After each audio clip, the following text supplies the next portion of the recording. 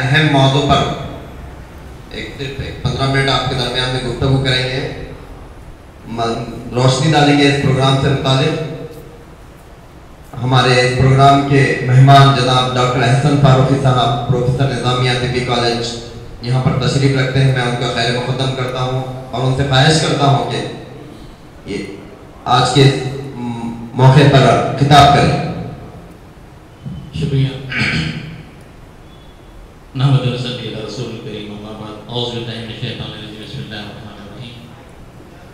Stage पर तशरीफ फरमा ऑर्गेनाइजर्स और डिग्निटरीज और मेरे अजीज साथियों, आज का जो प्रोग्राम मुनक़िद किया गया है, अल्हम्दुलिल्लाह में जितने भी लोग मौजूद हैं मैं उनका शुक्रिया अदा करता हूँ, क्योंकि एक तो चीज़ ये है कि इलाज मुआलजे के लिए आप लोग यहाँ पर आए हैं, लेकिन उससे कहीं ज़्यादा इस बात का आपके दिल के अंदर ख्याल है कि एक सुन्नत हज़रत मोहम्मद मुस्तफ़ा सल्लल्लाहु अलैहि वसल्लम की सुन्नत को ज़िंदा करने के लिए आप लोग यहाँ पर आए।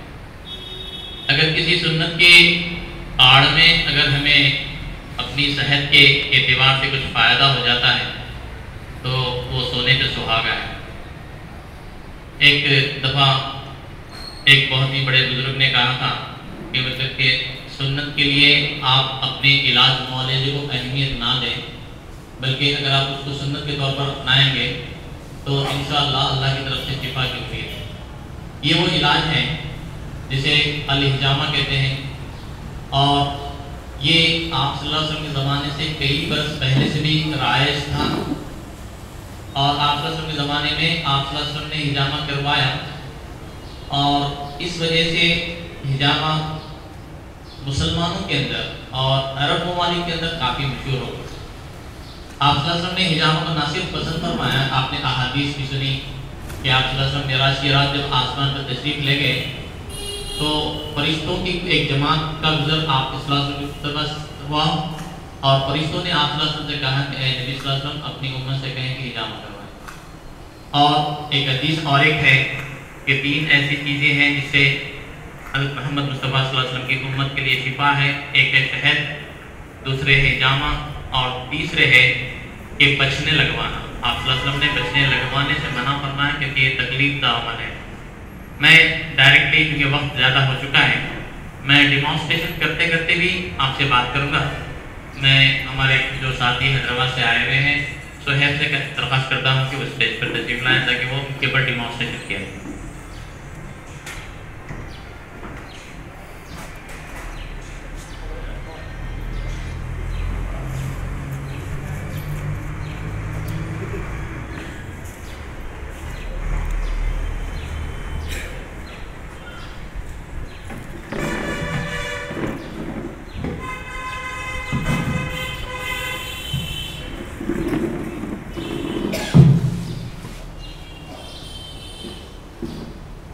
इसके लिए एक छोटा सा सुन्नत का पॉइंट मैं सेलेक्ट करता हूँ और उस सुन्नत के पॉइंट के ऊपर मैं डिमॉन्स्ट्रेशन स्टार्ट कर रहा हूँ। और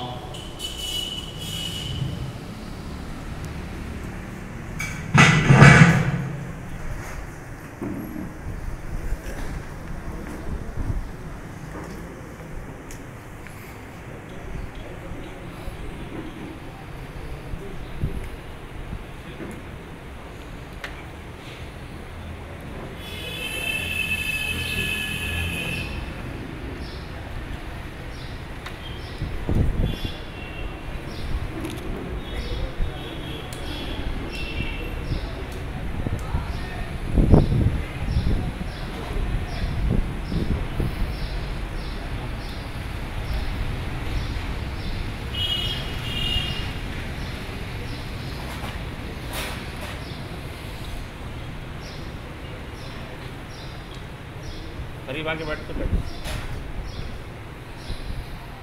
इधर ही सामने सामने जगह है, कुर्सियाँ खाली। माइक पकड़ने की ज़रूरत है क्या?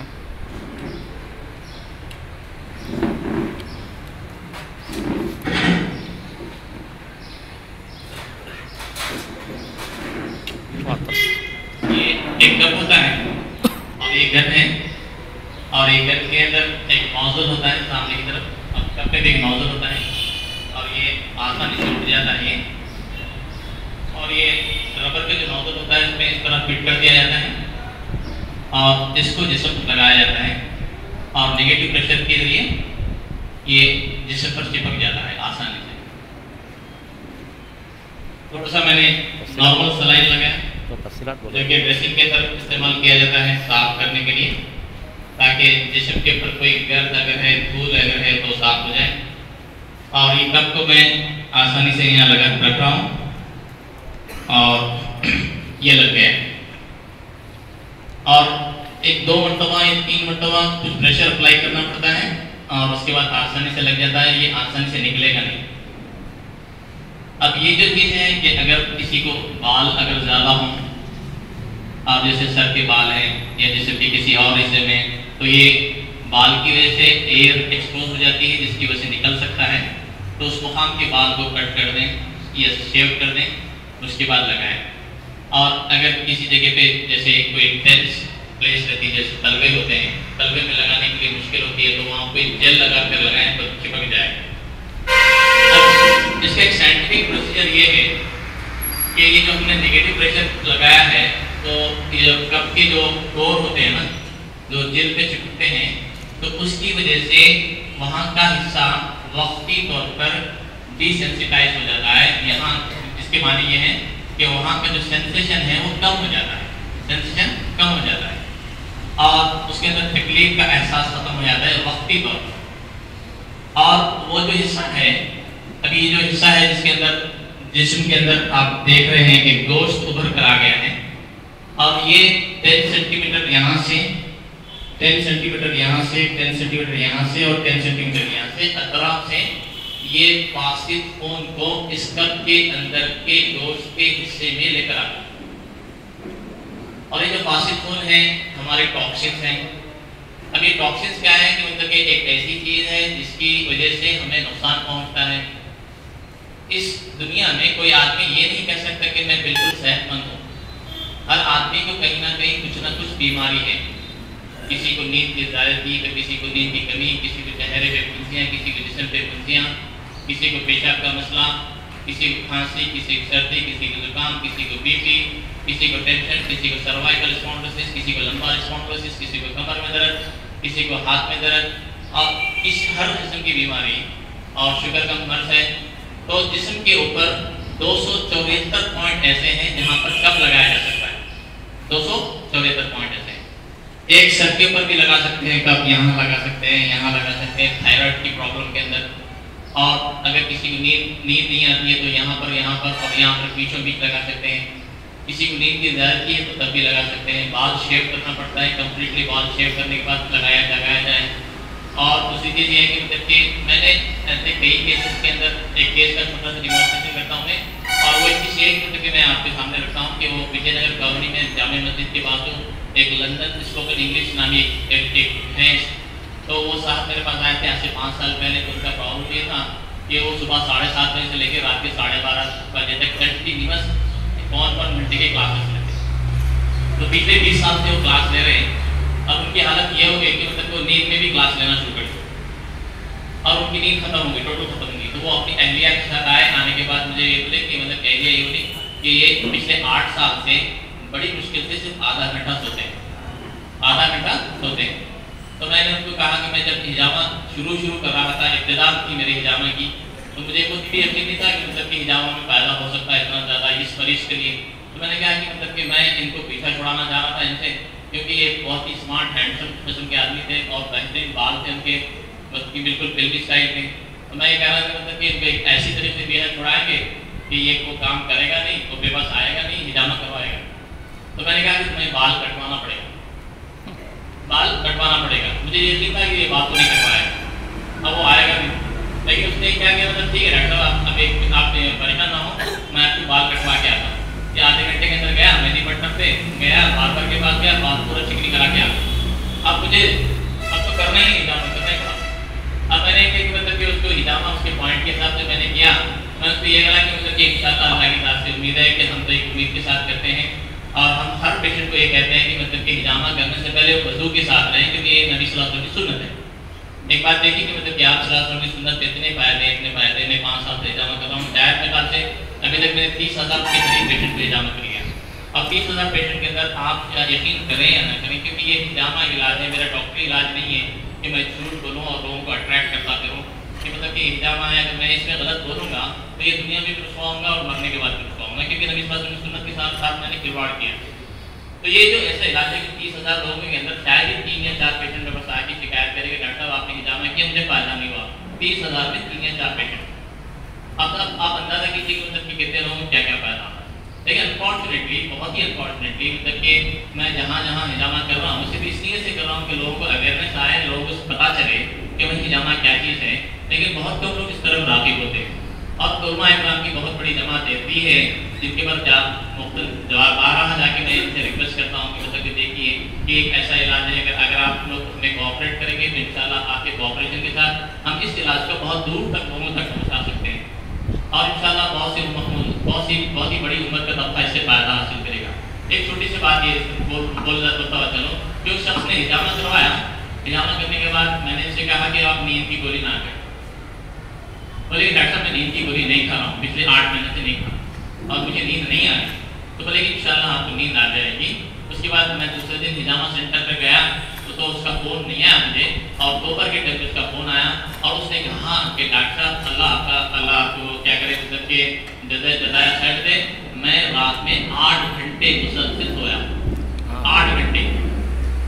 एक और पेशेंट है, छोटी सी लड़की थी, उसका नाम जन्नत था, गुलबर्गा से मेरे पास बताने के लिए इलाज के लिए आई थी। और ये जो लड़की थी जिसको चलने नहीं आता था, एक कंजेनिटल डिफॉर्मिटी भी थी और उसके बैकबोन में कमर में कमजोरी थी जिसकी वजह से वो रेंगती थी। और वो लड़की अपनी माँ के साथ आई थी। गुलबर्गा में किसी ने कहा कि मैं डॉक्टर फारूक हैदराबाद में हिजामा के एक्सपर्ट है, तो मेरे पास आए थे। अब मुझे कुछ ये नहीं था कि मतलब कि मैं अगर हिजामा करूँ इसको फायदा ना हो, तो मैं बोला कि देखिए इंशाल्लाह अपन करेंगे इसको हिजामा, अगर आपको फायदा अगर हो जाए तो इंशाल्लाह फायदा हो जाएगा। 1 मरतबा मैंने हिजामा किया, 2 मरतबा हिजामा किया, 3 मरतबा हिजामा किया, लेकिन खातिर था उसको फायदा नहीं देखा। 4थी मरतबा भी किए, 5वीं मरतबा जब हिजामा किए, आप यकीन नहीं करेंगे वो लड़की अपने पैरों से चलते हुए दरवाजे तक गई, उसने दरवाजा खोला और सलाम करके वापस गई अपने पैरों से चलते हुए, जिसको रेंगना भी नहीं आता था बड़ी मुश्किल से, वो खुद खड़े रही।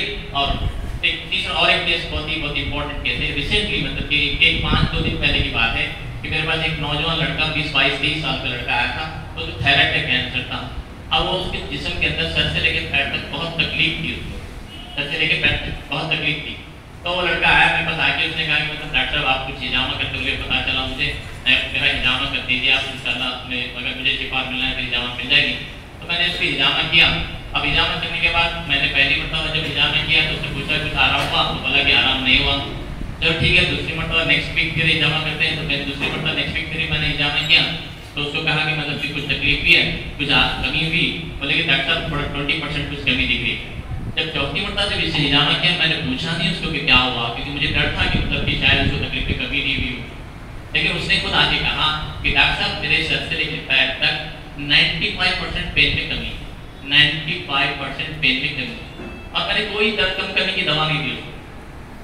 एक और पेशेंट मेरे चारना हॉस्पिटल में आया था, बहुत टिपिकल तरीन केस था, और वो केस ऐसा था कि मतलब कि उसको दोनों हाथ के सहारे से आदमी उठाकर लेकर आए थे हॉस्पिटल के अंदर। मैं इत्तेफाक से थ्योरी क्लास पढ़ा रहा था, सर्जरी पढ़ा रहा था, तो मैं उसी क्लासरूम के अंदर ही लेकर चलेगा पेशेंट को, स्टूडेंट्स को बताने के लिए।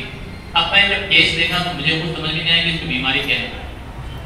अब मैं उसके बाद जब मैंने रिपोर्ट देखे तो उसके अंदर एक टिपिकल एक ऐसी बीमारी थी जो रगों की जो नर्व्स रहते ना, नर्व की शीट होती है, न्यूरल शीट कहते हैं, और उसको ऑटोइम्यून डिसीज की वजह से वो न्यूरल शीट खत्म हो गई पूरी बॉडी के अंदर, सर से लेकर पैर तक।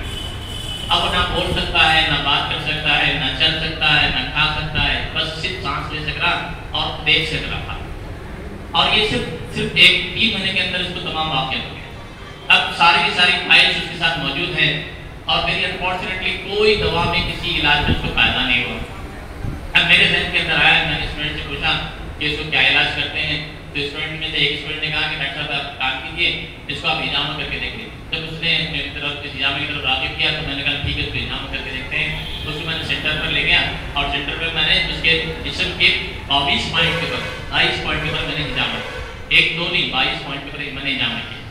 और अल्हम्दुलिल्लाह आप यकीन नहीं करेंगे, 3री मरतबा हिजामा करने के बाद वो आदमी खुद अपनी ज़बान से उसने अपनी तकलीफ है, जिसको बोलना नहीं आता था, इसको चलना नहीं आता, एक चौथा केस मेरे जहन में जो आ रहा है, केस जैसे जैसे जैसे आ रहा है मैं बताते जा रहा हूँ। एक जो सऊदी से हज़रत शारजा से एक यहूदी लड़का आया था मेरे पास और अपनी माँ के साथ आया। हैदराबाद से उसके लिंक्स ऐसे थे, मतलब कि वो तालीम के सिलसिले में हैदराबाद के किसी ज़माने में आया था, तो उसे पता चला मतलब हैदराबाद में हिजामा होता है, तो वो लड़का मेरे पास आया। तो मैं हैदराबाद में टोरी चौकी में भी हिजामा करता हूँ, तो वहाँ पर वो आया, मेरा एड्रेस पूछा, मेरा टेलीफोन नंबर लिया, वो फोन कॉन्टैक्ट करके आया। अब उसके पास उसके ब्रेन के अंदर ट्यूमर्स थे और वो चल नहीं सकता था। माँ अपने नौजवान बेटे को सहारा देते हुए, पैर खींचते हुए वो अपने दवाखाने की तरफ अंदर की तरफ दाखिल हुआ और उसने कहा कि डॉक्टर मुझे कोई इलाज करवाना नहीं है, मुझे आपकी नबी सल्लल्लाहु अलैहि वसल्लम की सुन्नत पे इलाज करवाना। ये देखिए कि एक यहूदी औरत कह रही है, एक यहूदी औरत कह रही है कि अपने बेटे का इलाज नबी सल्लल्लाहु अलैहि वसल्लम की सुन्नत पे कराना। मैं उसके मेरी आंखों में पानी आ गया कि मतलब एक यहूदी को तो इतना यकीन है, फिर अनफॉर्चुनेटली हम उम्मत मुस्लिमा को किसी उस बात पे बिल्कुल यकीन नहीं। तो मैं क्या बिल्कुल आप बिल्कुल बेफिक्र रहें। उसके बाद मैंने कटवाया सामने बिल्कुल करीब से, उसके बाद मैंने सर्कस के कप्स लगवाए और उसको 3 या 4 मरतबा मैंने जमा किया। चौथी मरतबा जब उसका सेटिंग की तो मैं वक्त से पहले पहुंच गया कि मतलब उसको तकलीफ ना हो। मैं उसका इंतजार कर रहा था, मैं देख रहा था, मैं बाहर बैठ के पेपर पढ़ रहा था, तो सामने से वो लड़का आया। अब ताजुब करेंगे कि उसने अपने दोस्त की 2 व्हीलर चेतक गाड़ी ली और अपनी माँ को बिठा के गाड़ी चलाता हुआ। ये लाइव एग्जाम्पल है, मतलब कि मैं सिर्फ ऐसी बात नहीं कर रहा हूँ, मतलब कि हिजामा की तारीफ नहीं कर रहा हूँ। हिजामा की तारीफ हम क्या कर सकते हैं, आप सल्लल्लाहु अलैहि वसल्लम की तारीफ ने खुद इसकी तारीफ की है, आप सल्लल्लाहु अलैहि वसल्लम ने खुद इसको अपनाया है और जो चीज़ आप सल्लल्लाहु अलैहि वसल्लम अपनाते हैं। आप देखिए कि अनफॉर्चुनेटली हम हमारी कुछ बीमारी के सिलसिले में हम मुस्लिम डॉक्टर के पास जाते हैं, गैर मुस्लिम के पास जाते हैं, एक नमाजी के पास जाते हैं, एक बेनमाजी के पास भी जाते हैं और जाते हमें अपने इलाज के सिलसिले में उसके बाद अप्रोच होते हैं। डॉक्टर ये कहता है कि देखो ये कैप्सूल है, सुबह में एक कैप्सूल खाना है, शाम में कैप्सूल खाना है, आप ये इस्तेमाल करते रहोगे, अगर इसको शिफा मिलना है तो मिल जाएगी। अब देखिए कि आपने उसकी बात पे यकीन किया, सुबह एक कैप्सूल, आप शाम में कैप्सूल क्या है। अब दिल की 100% दिल की गहराई से बात कहता हूँ और दिल पे हाथ रख के कहता हूँ कि हमें उसकी बात पे यकीन आ गया कि कैप्सूल से इंशाल्लाह शिफा हो जाएगी। ओके, और अब उस कैप्सूल के ऊपर आपने यकीन करते हुए कैप्सूल इस्तेमाल किए, खाएं, अगर खुदा ना खासा फायदा हो भी सकता है, फायदा ना भी हो सकता है। अगर फायदा भी हो तो आप क्या कहते हैं कि आप खुशकिस्मत रहेंगे, अगर ना हो तो आप डॉक्टर कुछ नहीं कहेंगे। लेकिन आपका जो फेथ था ना, तो फेथ तो गोलियों में था, आपका फेथ डॉक्टर की बात पे था। लेकिन मैं ये कहता हूँ कि जो डॉक्टरों के डॉक्टर हैं और जो आपके मतलब कि तमाम जैसे दुनिया की जो तकलीफ की गई है ना, आप सल्लल्लाहु अलैहि वसल्लम के लिए की गई है और आप सल्लल्लाहु अलैहि वसल्लम का ये कहना है कि इस हिजामा के अंदर शिफा है, लेकिन हम अगर इसको नहीं अपनाते हैं तो किसका नुकसान है, हमारा अपना नुकसान है। तो मैं थोड़ा सा एक बात पे मैं पॉइंट आउट कर रहा हूँ ज़्यादा से ज़्यादा कि अगर इस उम्मत को हिजामा अपनाना है तो इंशाल्लाह, लेकिन अल्लाह की ज़ात से क्या उम्मीद है कि अल्लाह की ज़ात से ये उम्मीद है कि इंशाल्लाह कि इस उम्मत को कोई दवा खाने की जरूरत नहीं पड़ेगी, कोई दवा खाने की जरूरत नहीं पड़ेगी। इसके अंदर अभी एक थोड़ी देर पहले मुझे फोन आया था, यहाँ के इस्लामाबाद के एक साथी, उन्होंने क्या ये शुगर के अंदर फायदामंद है। और एक औरत ने कहा कि मुझे गठिया का दर्द है और ये मैं हिजामा करवाना चाहती हूँ, इसमें कुछ फायदा होगा। तो ऐसे मुसलसल मुख्तलिफ और कल से आ रहे हैं इस्लामाबाद में। तो मैं ये कहता हूँ मतलब कि कोई भी बीमारी हो, सिर्फ एक नियत पे आप ये चलेगी कि मतलब कि ये जो हिजामा है इंशाअल्लाह मैंने अपने नबी सल्लल्लाहु अलैहि वसल्लम की सुन्नत को अपनाया है। शिफा देना अल्लाह का काम है, शिफा है अल्लाह, शिफा देना तेरा काम है, इंशाअल्लाह यकीनी तौर पर अल्लाह ताला शिफा देगा। और मैं एक जगह बिल्कुल एक छोटे से मजमूए में मैं बात कर रहा था, तो मैं मजमूए में बात कर रहा था तो एक लड़के ने खड़े होकर कहा कि मतलब कि हिजामा करना क्या ज़रूरी है, क्या ज़रूरी है हिजामा करना। तो मेरा बड़े ज़रूरी तो नहीं है कि हिजामा करवाएं, लेकिन क्योंकि ये सुन्नत है, अगर सुन्नत को अपनाओगे तो इंशाल्लाह फायदा होगा। तो मैंने उसने कहा कि मतलब कि अब जब आखिरत के मैदान में जब हम अल्लाह के हुजूर में सामने खड़े रहेंगे, अल्लाह ताला हमारा हिसाब किताब लेगा कि हमारे अमाल हैं, हमारे नेक अमाल भी है, हमारे बुरे अमाल भी हैं। जब पूरा हिसाब किताब होगा तो अल्लाह माफ़ करेंगे हमारी क्या ज़िंदगी, हम किस तरह से ज़िंदगी गुजारे, आपको और मुझे कुछ अच्छा पता है। लेकिन हम अल्लाह के हुजूर में कहेंगे कि अल्लाह ताला मैं अपने प्यारे मोहम्मद मुस्तफ़ा सल्लल्लाहु अलैहि वसल्लम की एक सुन्नत को मैंने अपनाया था, तो हो सकता है कि अल्लाह ताला आपकी इस अदा को कबूल कर लेगा और इंशाल्लाह हमें जन्नत मिल जाएगी इंशाल्लाह। तो दुनिया का तो फ़ायदा है ही, आखिरत का भी फ़ायदा है। हम आखिरत के फ़ायदे की इस हिसाब से चलेंगे तो इंशाल्लाह। मैं आपसे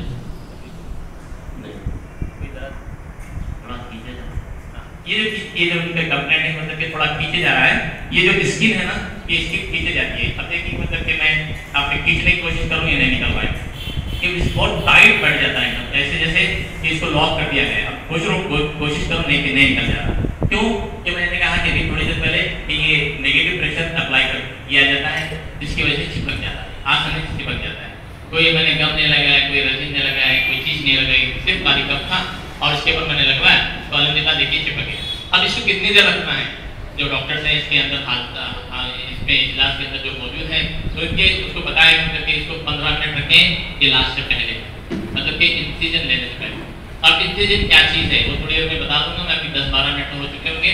या इस कप को हम निकालते हैं, अब निकालने के बाद जो स्किन है वो देखिए कि कैसी रहती है। स्किन में थोड़ा सा सूजन तो आ गई। अब निकालने का तरीका क्या है कि ये जो नॉब है, लाल कलर का जो नॉब है, नॉब को ऐसा उठा लें और आसानी से निकल जाएगा। अब जब खींचने से नहीं निकल रहा था, अब बिल्कुल आसानी से निकल रहा है।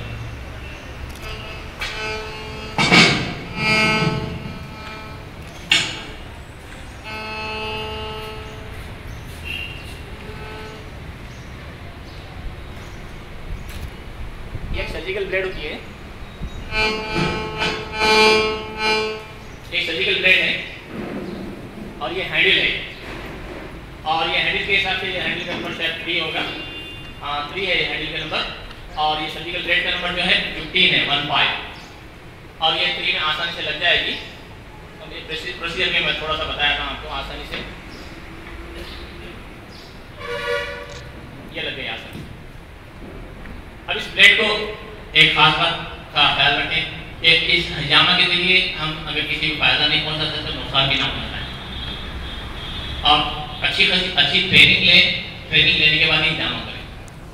इसके इंडिकेशंस मतलब कि किन चीज़ों में करना चाहिए हजामा अच्छी तरीके से जान लें, और कहाँ करना चाहिए वो भी अच्छी तरीके से जान लें। बगैर जाने के हजामा ना करें, जिसकी वजह से और हो सकता है कि हमारे अपनी गलती की वजह से हजामा से नुकसान भी हो। ये जो ब्लेड है, एक पेशेंट को एक ब्लेड, किसी को रिपीट ना की जाए। ये जो कप है, एक पेशेंट को एक कप, किसी को रिपीट ना किया जाए, क्योंकि उनके बहुत से ऐसे अमराज हैं, HIV है, HBV है, जिसकी वजह से एक से दूसरे को इन्फेक्शन हो सकता है, तो इसीलिए हमने एक तरीका एक राइज किया है कि एक पेशेंट को अगर 5 कप लगते हैं, क्योंकि एक मरतबा हजामा करने से फायदा नहीं होता, 2 मरतबा करना पड़ता है, 3 मरतबा करना पड़ता है, 4 मरतबा करना पड़ता है, हफ्ते में 1 मरतबा के हिसाब से करना पड़ता है।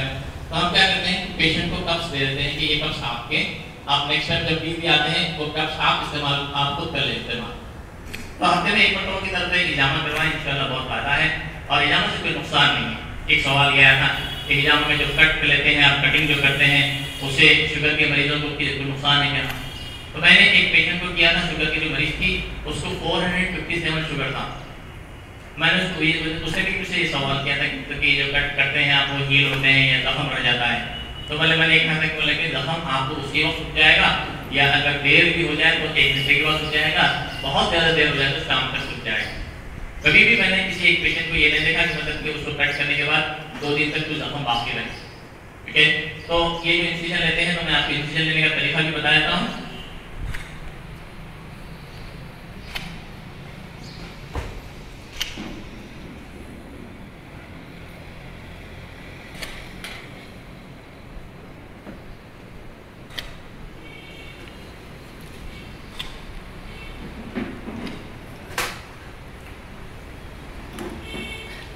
अभी मैंने जो इंसिजन लिए बहुत ही सुपरफिशियल लिए, शायद किसी को खून नजर आ रहा होगा, थोड़ा खून नजर आ रहा है, इसके अंदर आ रहा है। और मैं पेशेंट को खुद भी देता हूँ, माइक देता हूँ, ताकि वो तकलीफ हुई या नहीं हुई आपसे बात करें।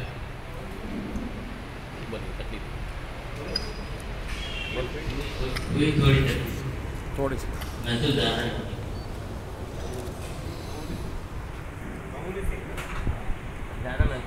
अब जैसे तकलीफ होती है, जैसे कुर्ती काटने की तकलीफ होती है, बसुती से तकलीफ होती है, और मैंने करीब 20-22 इंसिजन ले लिए, 20-22 इंसिजन लिए। अब वो सुपरफिशियल होते हैं और बेरूरी तौर पर लिया जाता है, डीप ना लें, गहराई पे ना जाएं, बस छोटे से इंसिजन लेते हैं।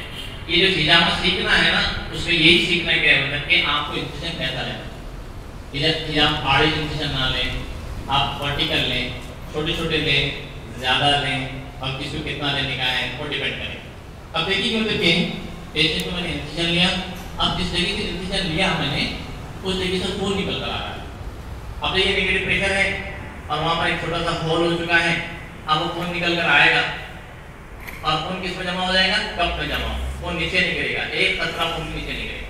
अगर ये कप लूज हो जाए, क्योंकि नेगेटिव जो प्रेशर रहता है ना वो जैसे ही खत्म हो जाता है तब कप लूज हो जाता है, तो लूज होने के बाद गिरने का भी अंदेशा होता है। ऐसा नहीं कि मतलब कि जब नेगेटिव प्रेशर खत्म हो जाए तो अब देखिए कि मैं प्रेशर देख रहा हूँ बिल्कुल टाइट, ये नहीं निकले। हिजामा करने के जो प्रोसीजर है कि मतलब कि हिजामा इंतहाई गर्मी की सूरत में ना किया जाए, हिजामा इंतहाई सर्द कंडीशन में ना किया जाए, हिजामा इंतहाई ओल्ड पेशेंट को बिल्कुल नहीं है उसको ना किया जाए, हिजामा नवजायदा बच्चों को ना किया जाए, नवजायदा अभी जो पैदा है। हिजामा बहुत ही कमजोरी की हालत में, जैसे टीबी हो गया उसके बाद की कमजोरी है, टाइफाइड हो गया उसके बाद की कमजोरी है, खून की बहुत ज़्यादा कमी है उसकी वजह से कमजोरी होती है, तो ऐसी सूरतों में हिजामा ना किया जाए। हिजामा हामिला औरतों को ना किया जाए, हिजामा हामिला औरतों को नहीं किया जाए। अब हिजामा ऐसे अमराज में ना किया जाए जो लबे दम है, अब मर देगी कब मर देगी ना। अब देखिए मतलब कि लोग अब बोलते हैं ना, मतलब कि क्लेम करते हैं हुक्मा हकीका डॉक्टर आप कैसा भी मरीज ला लो हम ठीक कर देंगे। तो अनफॉर्चुनेटली मतलब कि लोगों को बेहद यकीन होता है कि मतलब कि पूरी सारी दुनिया में इलाज कराते फिरते हैं, अब जब कुछ भी नहीं होता ना तो जब आखिरी स्टेज के अंदर लेके आके बोलते डॉक्टर क्योंकि हिजामा करो, आप बोले ना हिजामा से पैदा होता है, तो ऐसे मरीज के अंदर भी हिजामा ना किया जाए। हिजामा ऐसे मरीज को बहुत ही मोहताज अंदाज में किया जाए जिसको खून से एलर्जी होती है, खून से एलर्जी होती है। मैं सियासत के अखबार में मैं प्रेजेंटेशन कर रहा था, एक प्रेस रिपोर्टर आया, मुझे पता नहीं था कि मतलब ये प्रेस रिपोर्टर है उनके, ये ऐसे ही बैठ गया, बैठ के मैंने हिजामा कर रहा था, तो मेरे जो जूनियर साथी थे उसको उसने कप लगाया, जैसे ही उसने सामने वाले का खून देखा दौड़ गई, कौन? प्रेस रिपोर्टर खुद। तो क्यों होता है मतलब कि बात खून से एलर्जी होती है, खून की बो से एलर्जी होती है। अब पता है जिसको एलर्जी होती है उसी को पता होता है ना मुझे एलर्जी है, तो एक चीज़ है। और दूसरी चीज़ है कि बहुत ज़्यादा बारिश हो रही है तो हिजामा ना करें, बहुत ज़्यादा सर्दी है तो हिजामा ना करें, बहुत ज़्यादा गर्मी है तो हिजामा ना करें। और HIV एड्स के मरीज में ऐसे इंसिजन ना लें, मतलब कट ना करें, ड्राई हिजामा करें। टीबी के मरीज भी कर सकते हैं, कैंसर के मरीज भी कर सकते हैं, साइनसाइटिस भी कर सकते हैं, सर्वाइकल स्पॉन्डिलोसिस पे करते हैं, कमर के दर्द में कर सकते हैं, मोहरे हट गए जिसकी वजह से पैर में दर्द होता है कर सकते हैं, सियाटिका में कर सकते हैं, और आपके कार्डियक डिजीज में कर सकते हैं, हार्ट अटैक में कर सकते हैं, और वॉल के फेलियर में कर सकते हैं, किसी के रक्त सूख गई उसके अंदर कर सकते हैं, किसी को एक्नी है उसके अंदर कर सकते हैं, औरतों को बच्चे जाने के अमराज है उसके अंदर कर सकते हैं, औरतों को पीरियड्स के अमराज है उसके अंदर कर सकते हैं, और ओबेसिटी के अंदर कर सकते हैं, कमजोरी के अंदर कर सकते हैं, नींद ना आने की सूरत में कर सकते हैं, नींद आने की सूरत में कर सकते हैं, और किसी को बहुत ज़्यादा कमजोरी है उसके अंदर मतलब कि एहतियात के साथ कर सकते हैं। और दूसरी चीज़ ये है कि मतलब कि अगर किसी को साइकेट्रिक प्रॉब्लम है तो हिजामा से उससे बेहतर इलाज कुछ और नहीं। और एक इलाज है मतलब कि जो लोग अरबी इलाज करते हैं, या यूँ कहिए कि मतलब कि मोटी ज़बान में छूछा जिसे कहते हैं, अब वो जो इलाज करते हैं तो वो इलाज करते हुए क्या करते हैं, पैर के नाखून के नीचे से मरीज का खून निकालते हैं। मैंने एक से पूछा कि मतलब कि ये खून निकालने की वजह क्या है, तो उन्होंने कहा कि हदीस के अंदर है कि शैतान खून के साथ दौरान करते हैं, और वजह क्या है निकालने का कि मतलब कि खून जब निकाल देते हैं शैतान भी निकल जाते हैं। और मैंने कई पेशेंट को, एक दो पेशेंट की बात नहीं है, कई पेशेंट को, एक गाँव में से एक लड़की आई थी और वो जब जैसी इंटर हुई तो एकदम मुझे घूरना शुरू कर दी, ऐसा क्या फैला रही, देखो देख लेती हूँ, देखो देख लेती हूँ। और मैं डर गया, बोला मैं नया नया हिजामा कर रहा था, बोला क्या देखती है अम्मा, तो क्या देखती है, अब पहले तो लेट के तो हिजामा कर रहा, नहीं तेरे को देख लेती नहीं, अब तू हिजामा करता मेरे को, अब उसकी आवाज़ मर्दाना थी, औरत थी लेकिन आवाज़ मर्दाना थी। तो मैं समझ गया मतलब कि अगर हम डरेंगे तो ये और डराएगी। अब हमको डरना नहीं है क्योंकि हम एक ऐसे इलाज के सिलसिले में जमा हुए हैं अल्हम्दुलिल्लाह, जिसको नबी सल्लल्लाहु अलैहि वसल्लम की सुन्नत कहते हैं, तो इंशाअल्लाह अल्लाह की मदद भी करेगी इंशाअल्लाह। और मैंने उस नीयत के साथ इंशाअल्लाह और लड़की का हिजामा किया। अब जब जैसे हिजामा किया उसकी आवाज़ एकदम बदल गई, लड़की की आवाज़ हो गई। अब लड़की की आवाज़ हो गई, अब रोना शुरू कर दी, हो रही, डॉक्टर साहब बहुत बहुत शुक्रिया आपका, मैं फिर गाँव में से फिर आके हिजामा करवा दिया। एकदम एक मरतबा हिजामा में बदल गई, एक ही मरतबा हिजामा। तो एक अजीब व गरीब कैफियत है, मतलब कि जो करवाता है उसी को फायदा होता है। और एक चीज़ है मतलब कि अगर खास बात बोल रहा हूँ मैं कि अगर हिजामा करवाने से किसी को नुकसान अगर हो तो ये ना समझें कि हिजामा की वजह से नुकसान है, ये समझें कि एहसन फारूक की गलती है, इसकी वजह से नुकसान।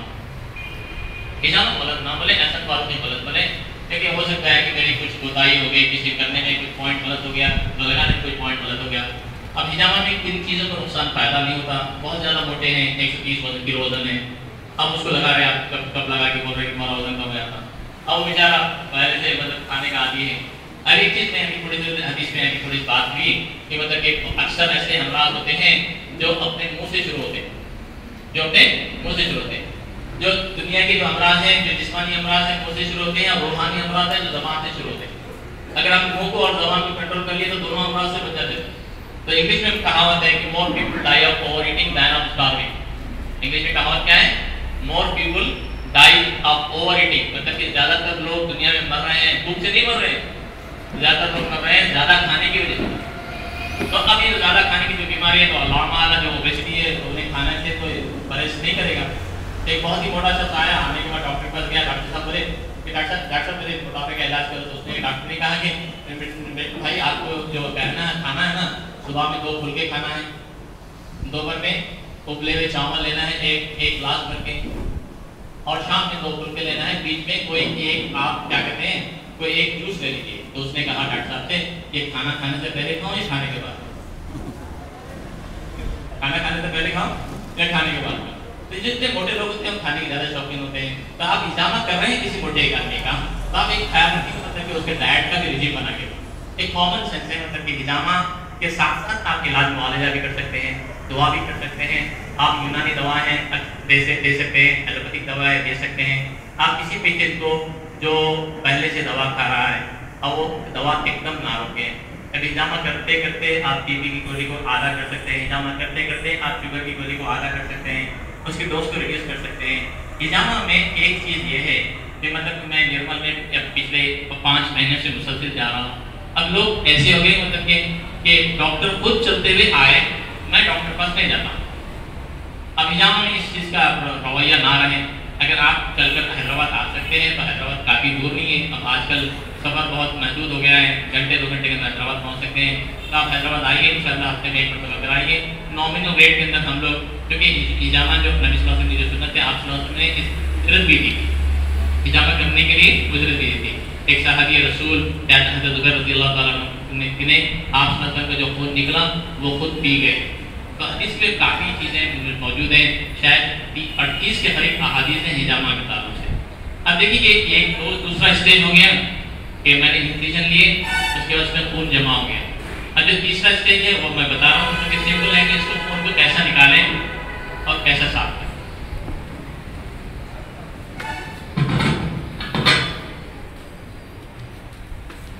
थोड़ा सा कॉटन के ऐसे लॉस बना और ये ऐसा रखिए, आप सबके अंदर ऐसा रखिए, आप निकाल सब हाँ बोलो क्या हुआ? थोड़ा सही इधर थोड़ा सा खाली पड़ा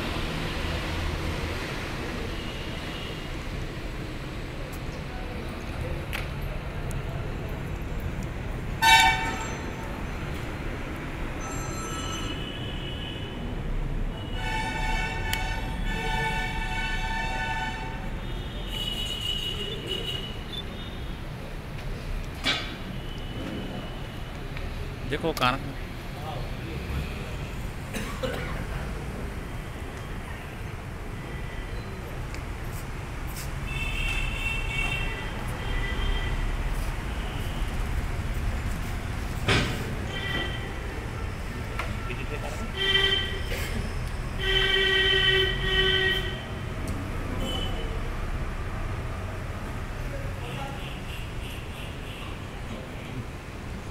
रुकने के लिए और लाइट कर रखो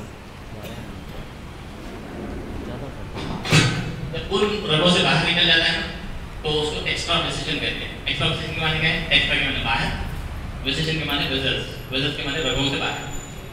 और जब निकल जाता है तो खून की एक कुदरती कैफियत होती है कि खून जम जाता है, खून जम जाता है, खून टिक्के की शक्ल में जम जाता है।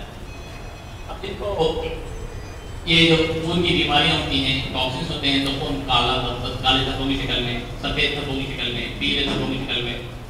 अभी जो लड़के खून निकला है उसको थोड़ा सा कालापन है। मैं खून बताना चाहता लेकिन थोड़े लोग उसमें इतराज़ करेंगे इसलिए नहीं बता रहा हूँ। तो खून ब्लैक शक्ल में, जो ज़्यादा ओल्ड होते हैं उनको पीली शक्ल के अंदर आता है, फैट्स ज़्यादा आते हैं, फाइब्रिन ज़्यादा आते हैं और बदबूदार भी खून आता है। एक सवाल ये करते हैं अक्सर लोग, मतलब कि लड़कियां अक्सर करती हैं, मतलब कि जो आप इंजेक्शन लेते हैं जिसकी वजह से धब्बे आते हैं, चेहरे पे भी हम हिजामा करते हैं और एक्ने के लिए, पिंपल्स के लिए करते हैं। और ये जो लड़कियों को आज जो फैशनेबल लड़कियां हैं जो ज़्यादा लिपाथोपी ज़्यादा करती हैं, गाज़ा, वो ये तमाम चीज़ें लगाती हैं, तो चेहरे की जो खूबसूरती है वो चले जाए, तो उसके लिए हम चेहरे में टेंशन पैदा करने के लिए क्या करते हैं, उसको एक कप्स लगाते हैं। तो उस कप्स की वजह से लड़कियां शिकायत ये करती हैं, मतलब कि अगर आप इंसिजन लेंगे तो इसके धब्बे रह जाएंगे क्या। आपको मैं बताता चलूँ कि मतलब कि अंग्रेज क्रिश्चियंस फिल्म एक्ट्रेसेस अपने किसी प्रोग्राम में, जो डांस का प्रोग्राम होता है, उससे पहले हिजामा करवा कर जा रही थी ताकि अपनी बॉडी के टॉक्सिन्स को दूर कर सके। चाइना की, जापान की स्विमर्स जितनी होती हैं, ये अपनी स्विमिंग कंपटीशन से पहले, जो वर्ल्ड कंपटीशन होती है उससे पहले हिजामा करवाते हैं। मेरी बात करके देखिए नहीं आ रहा तो आप से देख लीजिए, हिजामा कपिंग कहते हैं, CUPPING। आप कपिंग मारिए, ऑब्लिक मारिए, मार के सेलिब्रिटीज होकर मारिए, आप पूरे सेलिब्रिटीज की फोटो के साथ आ जाएगी। एक कौन सी गैनेथ पैलेट्रो के नाम से एक फिल्म एक्ट्रेस है, तो उसने एक प्रोग्राम के अंदर, अब ये जो कम कपड़े पहनती हैं औरतें, ये जो औरतें जो फिल्म एक्ट्रेस होती हैं, तो इनके जिस्म का जो बैक साइड का हिस्सा होता है वो पूरा का पूरा नजर आता है। तो फिल्म फोटो लेने वालों ने बताया कि मतलब कि वो बैक साइड के ऊपर उसके धब्बे है। तो फोटो वाले ने पूछा कि तुमने ये क्या किया, क्या करवा? बोले मैं अपने बॉडी को शेप में रखने के लिए महीने में 1 मरतबा कपिंग कराती हूँ। ये जो कपिंग डिवाइसेस हैं, आप पहन के देखिए, थोड़ा लगा दो, थोड़ा लगाना, थोड़ा लगा। अभी खास बात आप गौर कर रहे हो करके, अब यहाँ पर ब्लीडिंग नहीं हो रही, देखिए कोई भी ज़्यादा खून नहीं निकल रहा, तो ब्लीडिंग इमीडिएट स्टॉप हो जाती और धब्बे भी आपको ऑलमोस्ट चले जाते। तो गैनेथ पैलेट्रो ने बता रहा कि उसने हिजामा किया और अपने प्रोग्राम में भी। तो ऐसे कई सेलिब्रिटीज हैं जो हिजामा करवाती हैं, तो इससे भी धब्बे नहीं आते और इससे कोई बदशक्ल नहीं होता। और अल्हम्दुलिल्लाह ये जो भी स्पॉट है वो शाम तक खत्म हो जाएगा, 1 आध दिन में चले जाएगा, 1 आध 2 दिन में चले जाएगा, लेकिन इससे कोई नुकसान नहीं। जो लोग अपने दिल के अमराज के लिए खून के पतला होने की गोलियां खाते हैं, तो वो हिजामा करने के बाद एहतियातन 1 आध दिन 2 दिन गोलियां बंद करते हैं। जैसे कहते हैं स्टैटिन्स कहते हैं, एटोरवास्प्रिन नाम की गोली आती है, सिमवैक्सीन के नाम से आती है। तो स्टैटिन के नाम की जो गोलियां आती हैं खून को पतला करती हैं ये, और ये खून को पतला होने की जो गोलियां हैं वो कम कर दें या बंद कर दें, उसके बाद 2 दिन के बाद फिर से स्टार्ट कर सकते हैं। और इस सिलसिले में, अगर हिजामा के सिलसिले में अगर आपको कोई भी सवाल है तो आप बिल्कुल पूछ सकते हैं, हमें कोई एतराज़ नहीं है जवाब देने में। अगर मेरा बस चले तो इंशाल्लाह मैं जवाब दे दूँगा।